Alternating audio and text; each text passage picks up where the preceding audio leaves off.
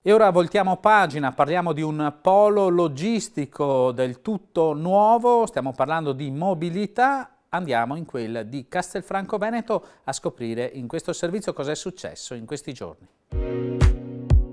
MOM rivoluziona l'organizzazione del trasporto pubblico di Castelfranco Veneto, con un polo logistico completamente nuovo. Un progetto che cambierà l'intero servizio urbano dell'area castellana, poiché oltre alla creazione del nuovo deposito, che sorgerà in via Forche e sarà concluso entro l'estate del 2020, vedrà anche la risistemazione delle linee di collegamento tra Castelfranco e i comuni della prima cintura urbana, andando così ad offrire nuovi servizi ad un bacino totale di circa 80.000 persone.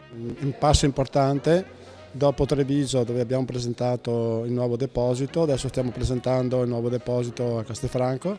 I lavori sono già iniziati e termineranno a giugno del 2020.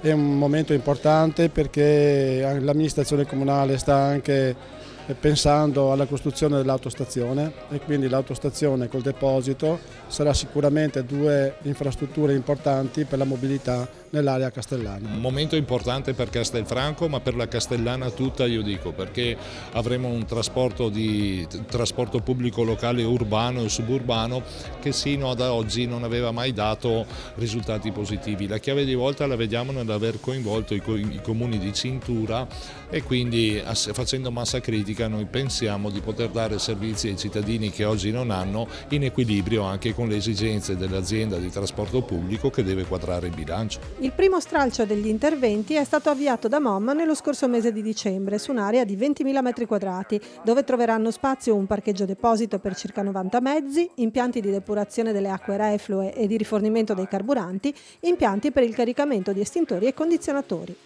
La seconda parte del progetto riguarderà la realizzazione della nuova autostazione a carico del Comune. Entro la metà del 2020 sarà quindi realizzato il nuovo terminal bus, collocato tra il parcheggio di via Cimarosa e la stazione ferroviaria di via Melchiori, in un'area strategica che consentirà l'integrazione tra i diversi servizi della mobilità pubblica.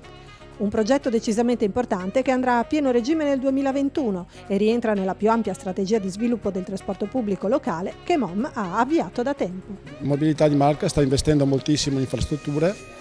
Dopo i 6 milioni e mezzo di Treviso per quanto riguarda il deposito, qui abbiamo un impegno di oltre 2 milioni di euro che riguarda il primo stralcio, che è quello del deposito vero e proprio, ma un secondo che sarà una piccola officina di pronto intervento e quindi abbiamo degli interventi importanti non solo nel campo ovviamente delle infrastrutture ma anche nel materiale rotabile, quindi negli autobus.